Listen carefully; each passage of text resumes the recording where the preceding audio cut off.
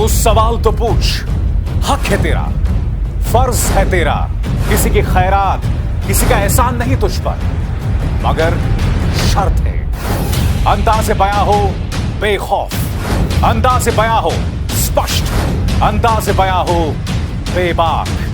हां, उस लफ्ज को याद रखो, अंदाज़े बयां हो बेबाक, बेबाक। नमस्कार, बेबाक के इस दूसरे एपिसोड में मैं अभिसार शर्मा आपका स्वागत करता हूं। क्या किसान भूल जाए किस तरह से आपने इस बुजुर्ग सिख को जो है लाठियों से पीटा था और फिर अपने प्रचार तंत्र के जरिए यह बतलाने का प्रयास किया था, नहीं पुलिस ने से नहीं मारा है, यह काम किसी और ने नहीं बल्कि भारतीय जनता पार्टी के प्रचार तंत्र के मुखिया अमित मालवीय ने किया था। मैं नहीं भूला हूं खून से लथपथ जिस्म उस सिख किसान आंदोलनकारियों का जिस पर पुलिस ने लाठीचार्ज किया था। 600 किसान मर चुके हैं पिछले एक साल में। अगर ये आंदोलन करीब एक साल से चल रहा है तो मान के चलिए दोस्तों, 2 दिन में 3 किसान मर रहे हैं। क्या सरकार इन तमाम चीजों के लिए माफी मांगेगी? दोस्तों, विपक्ष ने मोदी सरकार की बखिया उधेड़ दी है। जैसे कि आप जानते हैं, आज की बड़ी खबर यह है कि उत्तर प्रदेश के अंदर चुनावों में हार दिख रही है बीजेपी को और इसलिए इन्होंने किसान जो बिल थे, 3 किसान कानून थे, उन्हें वापस ले लिया है। अब तक ये बताने से नहीं थकते हैं कि भाई इससे कितने फायदे थे, और आज भी प्रधानमंत्री ने क्या कहा कि 10 करोड़ छोटे किसानों को इससे फायदा होना था, मगर मैं वापस ले रहा हूं। तो उत्तर प्रदेश में जो इन्हें हार दिख रही है उसके चलते इन्होंने इसे वापस ले लिया है। विपक्ष स्पष्ट है कि हमें विश्वास नहीं है इस सरकार के ऊपर। अखिलेश यादव, जो कि उत्तर प्रदेश के अंदर मुख्य प्रतिद्वंद्वी हैं भारतीय जनता पार्टी के, उन्होंने करारा हमला बोला है। उन्होंने कहा है कि न सिर्फ उन मंत्रियों का इस्तीफा होना चाहिए बल्कि इस सरकार को भी इस मुद्दे पर इस्तीफा देना चाहिए। उनका हमला अजय मिश्रा के ऊपर भी है, जिनके बेटे ने किसानों को रौंद दिया था। क्या कह रहे हैं अखिलेश यादव, सुनिए। ये जनता इनको समझती है। जिस तरीके से भूमि अधिग्रहण कानून लाए गए थे और काले कानून जो 3 थे ये भी वापस हुए हैं। किसान हित में तो हुए ही हुए हैं, लेकिन कहीं न कहीं सरकार चुनाव से डर गई है और वोट के लिए कानून वापस हुए हैं। उनकी नजर में किसान नहीं है और किसानों को कितना अपमानित किया, किसानों को कितना अपमानित होना पड़े, क्या क्या नहीं सुनना पड़ा। जिन शब्दों का इस्तेमाल किया गया कोई कल्पना नहीं कर सकता कि अन्नदाता के लिए ये शब्द भी इस्तेमाल किए जा सकते हैं। वो भारतीय जनता पार्टी ने इस्तेमाल किया और उनके सहयोगी, उनके साथियों ने हर मौके पर अपमानित किया है। और ये केवल एक की जिम्मेदारी नहीं होती है, मंत्रिमंडल की सामूहिक जिम्मेदारी होती है। अगर सामूहिक जिम्मेदारी है, न केवल मंत्रिमंडल को इस्तीफा देना चाहिए बल्कि सरकार को इस्तीफा देना चाहिए पूरा का पूरा। और फिर लखीमपुर के हत्यारे कैसे बच जाएंगे? यह सरकार की जिम्मेदारी बनती है। जहां इतनी माफी मांगी गई, कानून को वापस ले लिया गया है, वहीं यह भी तो जिम्मेदारी सरकार की बनती है कि जिस मंत्री पर आरोप है वो मंत्री अभी भी मंत्रिमंडल में है। दोस्तों, अखिलेश यादव यह भी कह रहे हैं कि इस सरकार ने कदम इसलिए उठाया कि हमने जो पूर्वांचल में रोड शो किया था और उसे जिस तरह की अप्रत्याशित सफलता मिली थी, और उसका जिक्र आपको याद होगा दोस्तों, मैंने अपने मंच पर भी किया था, उससे मोदी सरकार इस कदर डर गई है कि उसे 2 दिन में फैसला लेना पड़ा। इत्तेफाकन कल शाम को अमित शाह की बैठक हुई है पार्टी के तमाम नेताओं के साथ पश्चिमी उत्तर प्रदेश में के मुद्दे पर। और यह ना भूलें कि अमित शाह को पश्चिमी उत्तर प्रदेश का इंचार्ज भी बनाया गया है। और एक दिन बाद देखिए दोस्तों, अचानक मोदी सरकार यह फैसला करती है कि उन काले कानूनों को वापस लिया जाए। कांग्रेस भी करारा हमला बोल रही है दोस्तों। आपके स्क्रीन पर प्रियंका गांधी वाड्रा ने किस तरह से खिल्ली उड़ाई है सरकार की। तो सरकार समझ रही है कि जब देशवासी, जब किसान खड़ा हो जाता है, जब डटा रहता है तो उसी को झुकना पड़ता है। और ये मेरी तो आशा है कि आगे भी जो गलत कार्य ये सरकार करती है, जो गलत कानून लाती है, उनका विरोध होना चाहिए और सबको एकजुट होकर खड़ा होना चाहिए और सरकार को झुकना ही पड़ेगा। मेरे भाई ने शायद पिछले साल ही कहा था, एक बयान दिया था कि अंत में सरकार को झुकना ही पड़ेगा। Mark my words, take it from me. These laws, the government will be forced to take them back. Remember what I said. जब ये सब कह रहे थे तो क्या हुआ? प्रधानमंत्री जी चुप क्यों थे? बल्कि उन्होंने आंदोलनजीवी शब्द बोला।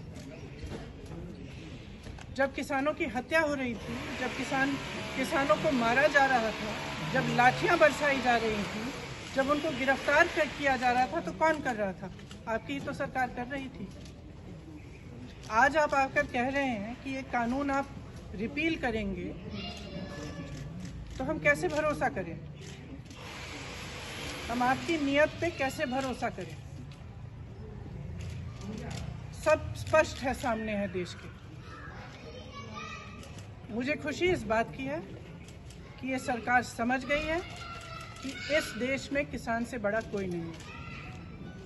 इस देश में अगर एक सरकार किसान को कुचलने की कोशिश करती है और किसान खड़ा हो जाता है, तो उस सरकार को अंत में झुकना ही पड़ेगा। ये सरकार समझ गई है। इस बात पर मुझे खुशी है और मैं कहना चाहती हूँ कि जो किसान शहीद हुए इस पूरे आंदोलन में, कई किसानों के परिवारों से मैं पिछले पूरे साल में मिल रही हूँ, मैं मिली हूँ, मैं उनका दुख समझती हूँ और हम सबको सबसे पहले उन्हें श्रद्धांजलि देनी चाहिए। अगर सरकार सचमुच सीरियस है। हकीकत यह है दोस्तों, आजाद भारत के इतिहास में किसी भी सरकार ने जो है वो किसानों की अनदेखी करके, किसानों को कुचल कर वो अपनी सरकार नहीं चला पाए। और इस मौके पर दोस्तों समाजवादी पार्टी सही मायने में बखिया उधेड़ रही है भारतीय जनता पार्टी सरकार की। उन्होंने क्या कहा है, आपके स्क्रीन पर एक नया नारा आ गया है समाजवादी पार्टी का, साफ नहीं है इनका दिल, चुनाव बाद फिर लाएंगे बिल। तो इस तरह से पता चलता है कि सरकार पूरी तरह से हिली हुई है। और मैं आपको बतलाना चाहता हूं दोस्तों, इस वक्त किस तरह का टूल किट इनके मंत्रियों और नेताओं में काम कर रहा है। इनके एक नेता हैं प्रवेश साहिब सिंह जो कि सांसद है, और हरिओम पांडे, दोनों ने हूबहू उसी भाषा का इस्तेमाल किया है। और क्या कह रहे हैं आपको मैं पढ़ के सुनाना चाहता हूं। कृषि कानून वापस लेना कुछ लोगों को खुशी दे सकता होगा, मगर यह बिल किसानों के हित में थे, इसीलिए आए थे। प्रधानमंत्री जी के किसानों के हित में उठाए गए इस फैसले पर सवाल खड़े करना केवल एक राजनीतिक साजिश थी। एक दिन खुद किसान इस गलती को समझेंगे और उनको एहसास होगा कि यह बिल ठीक थे। और बात यहां नहीं रुकती दोस्तों, ये देखिए साहब, एक टूल किट जो है पूरे मीडिया का एक्टिव हो गया है। आपके स्क्रीन पर शहजाद पूनावाला, कपिल मिश्रा, ये लेखिका हैं अद्वैत काला, फिर ये अंबानी के चैनल के 2 एंकर्स हैं, और फिर कोई हेमचंद शर्मा हैं ब्रजवासी। सबकी भाषा वही है दोस्तों, सब यही बोल रहे हैं कि प्रधानमंत्री को यह पता चल गया था कि आंदोलन में आतंकवादी प्रवेश कर गए, इसलिए हमने यह फैसला किया है। दोस्तों मैं आपको बतलाना चाहूंगा, इस मुद्दे पर आरजेडी ने भी करारा हमला बोला है। क्या कह रहे हैं उनके सांसद मनोज झा, आइए सुनते हैं। देखिए, सरकार ने, माननीय प्रधानमंत्री महोदय ने अगर यह फैसला लिया है कि ये तीनों काले कानून वापस हो, एक से एक संदेश तो गया है। एक जीवित आंदोलन, जीवंत आंदोलन सरकार के फैसले पलट देता है। और एक और संदेश सरकार के लिए है कि अहंकार और हठधर्मिता में आप पार्लियामेंट से कुछ भी पास करा लेंगे और जनमानस उसको स्वीकार करेगा। ये आगे के लिए आपके लिए संदेश है। आपकी कार्रवाई में, आपकी कार्यशैली में हमेशा लोकतांत्रिक मूल्य, जन सरोकार रहने चाहिए। ये किसान आंदोलनों की सफलता है। पूरे देश को सलाम, पूरे देश को बधाई। दोस्तों आपको एक बात समझनी होगी, जब एक सरकार कुछ कदम उठाती है ना, तो उसे लोगों को विश्वास में लेना होगा। सबसे पहले मैं आपको 3 मिसालें देना चाहूंगा। पहली मिसाल, धारा 370 हटाना। मैं हमेशा से ही इसे हटाए जाने के पक्ष में रहा हूं, इसका पक्षधर रहा हूं, मगर मेरा यह भी कहना है कि कश्मीर की जनता से संवाद कीजिए, तब यह कदम उठाइए। नतीजा आप देख रहे हैं, कश्मीर में हाहाकार मचा हुआ है।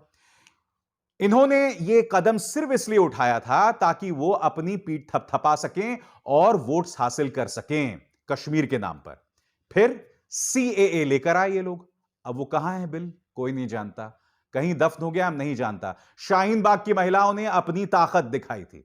उसी तरह से दोस्तों, किसान बिल, कायदे से आपको किसानों से संवाद करना चाहिए था, इन्होंने संवाद ही नहीं किया, वो भूल जाइए दोस्तों। इन्होंने जिस तरह से संसद में बिल को पारित किया, शर्मनाक था। प्रधानमंत्री नरेंद्र मोदी आज कह रहे थे कि हमने बातचीत करके इसे पारित किया, गलत। मैं नहीं भूला हूं कि संसद के अंदर बगैर चर्चा कराए, बगैर उस बिल को बिजनेस एडवाइजरी कमेटी में भेजे, आपने उसे पारित कर दिया था। और फिर आप लोकतंत्र की दुहाई देते हैं। आपको लोकतंत्र से कोई मतलब नहीं है, आपको सिर्फ वोट्स से मतलब है। आपको दिख रहा है कि आने वाले दिनों में उत्तर प्रदेश, उत्तराखंड, पंजाब में चुनाव है, वहां हमें हार का सामना करना पड़ सकता है, इसलिए जल्दी से इसे हटाओ। आपको दिख रहा था कि अखिलेश यादव की लोकप्रियता बढ़ रही थी। और जाते जाते दोस्तों, एक और चीज मैं कहना चाहूंगा। कंगना रनावत सरीखे सो कॉल्ड एक्ट्रेस जो हैं, वो गांधी का मजाक उड़ाते हैं। गांधी को गुजरे 72 साल हो चुके हैं दोस्तों। 1948 में उनकी मौत हुई थी, आज 2021 है। गांधी आज भी हमें बता रहे हैं कि उनकी क्या ताकत है। गांधी आज भी हमें बता रहे हैं उनकी क्या गांधीगिरी है, क्योंकि इस किसान ने सत्याग्रह का साथ दिया, हिंसा का साथ नहीं दिया। उसे बदनाम किया गया, उस पर निशाना साधा गया, मगर उसने हिंसा का रास्ता अख्तियार नहीं किया। मैं जानता हूं कुछ छुटपुट घटनाएं थीं जिसमें बात सामने उभर कर आती है। उसने बेइज्जत किया, एक्सपोज किया प्रधानमंत्री नरेंद्र मोदी की सबसे बड़ी ताकत, उनके मीडिया की। मीडिया को बेइज्जत किया दोस्तों। और उस पर मैं कार्यक्रम बाद में करूंगा कि मीडिया किस तरह से शर्मसार हो रहा है। आपको याद होगा, आज तक की वो रिपोर्टर एक बार किसानों का आंदोलन कवर करने गई थी, तो किसानों ने उन्हें वहां से खदेड़ दिया था, मगर हिंसा का इस्तेमाल नहीं किया था। उनके सामने जी न्यूज जैसे चैनल थे जो लगातार उन्हें बदनाम करते थे, मगर हिंसा का इस्तेमाल नहीं किया। आज मैं इस किसान आंदोलन को एक बार फिर सलाम करता हूं। आप कहीं ना कहीं एक प्रेरणा है इस पूरे देश के लिए कि अगर सरकार सामने दमनकारी हो, अत्याचारी हो, तो आप सत्याग्रह का साथ लेकर, इस्तेमाल करके आप सरकार को झुका सकते हैं। तो एक बार फिर बधाई मेरे किसान बंधुओं को। नमस्ते।